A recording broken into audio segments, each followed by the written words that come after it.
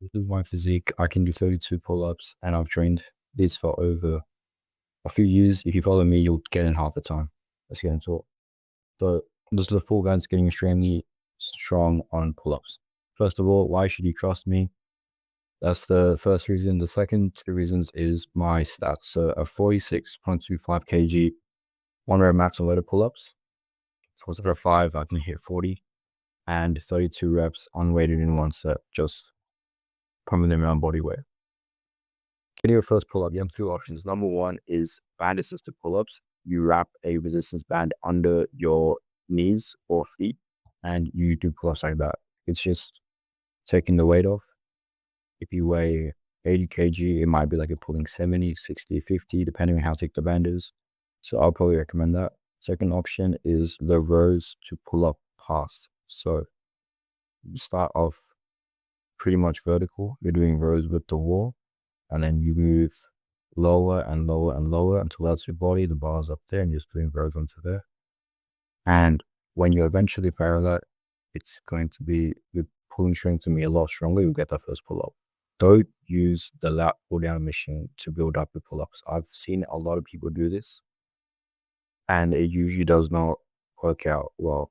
Movement pattern, it looks similar, but there's so many random stabilizers, there's so many random different muscles that you use on a pull-up that you're not going to train with the lat pull down machine. The core activation is another big one. The fact that your legs are locked in on the lat pull down machine, that little pad is pushing your legs down. Versus in the pull-up, you have to control your legs swinging around and make sure you're not shaking everywhere. So don't use a lat pull down machine. If that's the only thing you have, and it will be better than nothing because at least you're training your lats. But the resistance band cost like $10, $15, and the rows, you can do them for free outside. So I did go from 1 to 5 pull-ups, greasing the groove. So I tried explaining this to a client. He didn't know what greasing the groove was. This is how I stated to him. So it's just low intensity, high frequency, and really high volume. So we're just gonna do a lot of pull-ups really intensely. Sorry, we're gonna do a lot of pull-ups very frequently at low intensity. So we're gonna do this while only doing half of the reps that we can do in one set or less. If our max is 10, I'm not gonna do more than 5 in a set. If my max is, let's say 6, I'm not gonna do more than 3 in a set. If my max is 1, obviously I'm just gonna do 1 pull-up. So get a doorway pull-up bar, just spam pull-ups throughout the day. This is what I did. Yeah, I had one of the doorway pull-up bars. I just spammed the sets of like 2 reps throughout the day, and that got me up to 5 pretty easily. Get up to like 20, 30 reps in a day. That's what you should be starting out at. You're gonna start out at like 20 sets of 1, or 30 sets of 1, and 15 sets of 2, and 10 sets of 3, 8 sets of 4, and it just keeps, sets keep going down, and the reps keep going up. I've done the same thing for push-ups as well. When I was about 13, I was doing those 100 push-up a day challenges. And well, you might say that like they're not going to build any size or muscle or strength or whatever, but then that's what laid the foundation to getting, all of that. So I'd say to do something best for it.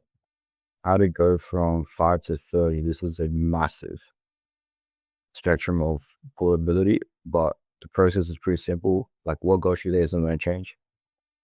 Keep doing that. So keep greasing the groove. If you don't have access to any way to pull up stuff, keep greasing the groove. Sets of 5 throughout the day. Doing pull-ups twice a week isn't optimal for purely getting your numbers up. This is another thing I was going to say.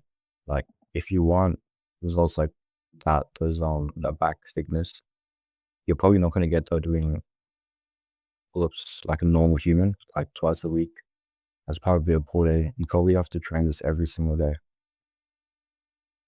Yeah, you probably have to train this every single day at a pretty low intensity as well. You have to keep discipline with that. You see your numbers are going up. You can't just keep like sending it every day. Like if your max reps in a set go up to like 25, but you're not gonna start sending out like big sets of 25, but you're gonna get tired, injured doing that. Keep discipline. Keep it under like 13 if you max 25. Like keep it under half, and it's gonna be way better for you.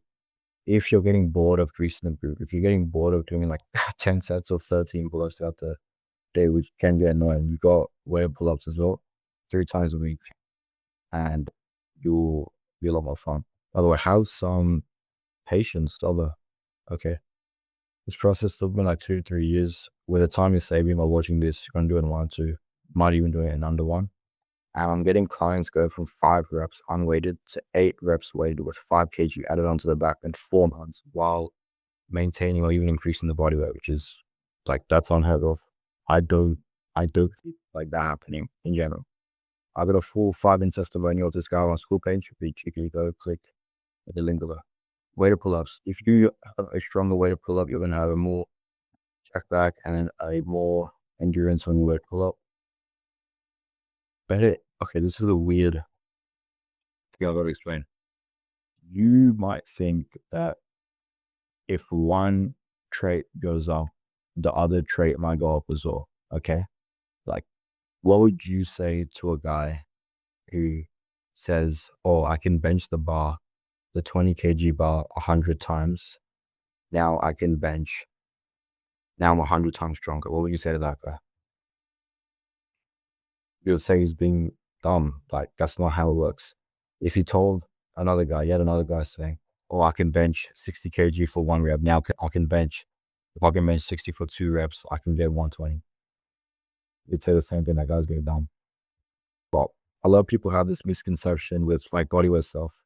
If your endurance goes up, your strength is going to go up as well.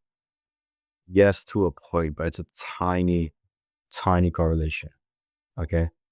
There's a much bigger correlation between your 1 rep max going up and your endurance getting better. Okay. I went from a 15 pull-ups in a set to 25 in 2023, 24 in that little time period. In that same time period, my 1 rep max weighted thingy barely went up. It went up a kilo tops. The correlation is not big. The way more efficient thing this go for is your strength. If your strength goes up on your 1 rep max, right, no matter what, endurance gonna get better. Like my endurance, I didn't even train endurance. Okay, I was starting out when I was still anyway. I was like 22 reps in a set, 23 reps in a set, and my 1 rep max was like 30 kg. I got my 1 rep up to 40, what was that, 46.25, and now my endurance is like 32 reps. The correlation is way bigger. You're going to save so much time just getting your weighted reps up, honestly. So I could like have a better performing video or whatever, just tell you to get up to 32 reps on a set by just greasing the grooves, spam the body or pull up spot. Weighted is generally cheaper. So a stronger 1 rep max weighted pull up also helps with crazy stuff like 1 arm pull ups, muscle ups. Bro, I don't even train muscle ups. I tried it the other day. I was wearing like a full fit, like I had baggy jeans on, this like big jumper, like heavy shoes as well. And I was getting like 7 muscle ups in a set without putting effort in towards that set, just from getting my 1 rep weighted pull up. So it carries over so much and getting stronger on 1 rep. Okay, if you get stronger and if you get more reps, like that's fine. You get better getting more reps, but like getting stronger and weighted pull ups, it should carries over to everything. How do you get stronger? I went from 20 kg weighted pull up to 45 kg. I'm gonna use the pull-ups bracket block method. So basically just means sets, then reps and weight. So let's say you have, right now you're doing 3 sets of 3 at a weight. We'd add a set. So you're on 4 sets of 3, keep adding sets, 5 sets of 3, 6 sets of 3 even. And then at a certain point, it's gonna get weird if you keep adding sets. Like you're gonna be spending like 40 minutes of your workout doing pull-ups, which isn't ideal. So at that point, instead of adding sets, you drop the sets and add 1 rep per set. Because by that point, you're doing so much pull-ups in your workout that it's inevitable you're just going to gain a little bit of strength to make that big jump up to the next rep range. But the thing is, if you start with adding reps, especially if you're more intermediate, the jumps are so big. Like if you're going from 2 reps to 3 for pull-ups, that's a 50% jump. If you're going from 3 to 4, that's still a 33% jump. That's a massive jump. That's like going from benching what 66 kg to 100. Like, bro, I don't know. It's like going from 75 to 100. That's like a massive jump up, right? And then weight, finally, weight comes last. So sets, then reps, and weight. So you start out 3 sets of 3, 4 sets of 3, 5 sets of 3, and 3 sets of 4, 4 sets of 4, 5 sets of 4. It's like 3, 3, 3, then 3, 3, 3, 3, 3, 3, 3, 3, 3. So you're up to 5 sets of 3, drop the sets, up the reps, and you keep going. Eventually you're on a 5x5, so 5 sets of 5 reps at a weight. When you get up to that, do a heavier pull-up and then start the whole thing again. If you want a full like training progression plan, I literally have it in the school group in the course. So yeah, join. Miscellaneous tips. The main one is speed lean. So 30 pull-ups is not happening above 20% body fat unless you're a genetic freak. It's also not happening above 15% unless you're a genetic freak. So lean is low for this. Yeah. You pretty much want to be lean if you want to get 30 pull-ups. If you want to get like a more moderate or like normal goal of like 10 pull-ups or something, then fine, you can be like fatter. But if you want like an amazing pull-up record, then like you have to pretty much have an amazing build as well, or very aesthetic, like lean physique with the wide lats and the small waist. So yeah, be lean, get lean.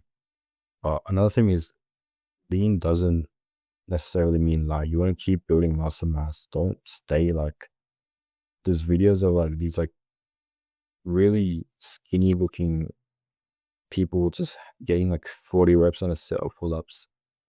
And then you'll see these people say, oh, pull-ups will make you massive. Well, not necessarily. The eating makes you massive. The pull-ups just refine them and add that lat thickness. But don't stay stick just for getting good pull-up numbers. It's not worth it. No one cares about how much pull-ups you can do. They care about what that represents. They care about the fact that you look like you can do 30 pull-ups. It doesn't, you'd rather look like you can do 30 pull-ups than actually be able to do 30 pull-ups. That's just convenient when you can do both. So stay lean, but don't stay light. Okay. If you're really skinny, you want to keep adding some healthy body weight, healthy mass. And if you're obviously fat, then you want to cut down. But yeah, don't be a stick just to get good pull-up numbers. Okay, if you're doing pull-ups at like 60 kg, you can get 30 reps. That doesn't count as much, right? You want to build up some healthy body weight. Second tip is be as light as possible on test day. So you want thin clothes. You don't want any shoes on. You don't want anything in your pocket. You don't want your phone, your watch, like your wallet or something in your pocket random. Like take your shoes off as well. So yeah, you want to be as light as you can. Like all this stuff combined probably adds like 2 kg, which adds up really quick over 30 reps. That's like in lifting an extra 2 kg with 30 reps. That's genuinely insane. So try to do it early in the day as well. No food in the stomach, no water, anything. If you want a little sit before, but yeah, just try to make your body weight as light as you can. All this stuff is going to make like 3 kilos of difference, and it's going to be amazing. Neutral grip causes me way less pain than overhand, and it feels more natural. And also for neutral grip, you want your thumbs over the bar. You want everything pretty much over the bar. If you put it under the bar, it kind of like messes up your joints and stuff. Some people can handle it if you're really like flexible joints, but like average, like regular people, like your joints won't vibrate. So yeah, it's pretty much it. That's how I bought to this, and I can also do 32 pull-ups. That's literally the exact process I followed. And if you want a full breakdown on how to get this way faster, full video details of everything, video tutorials of the training, the diet, the mindset, the recovery, sleep, how to optimize everything, then there's a full breakdown in the school. Join it, link below. Thanks for watching.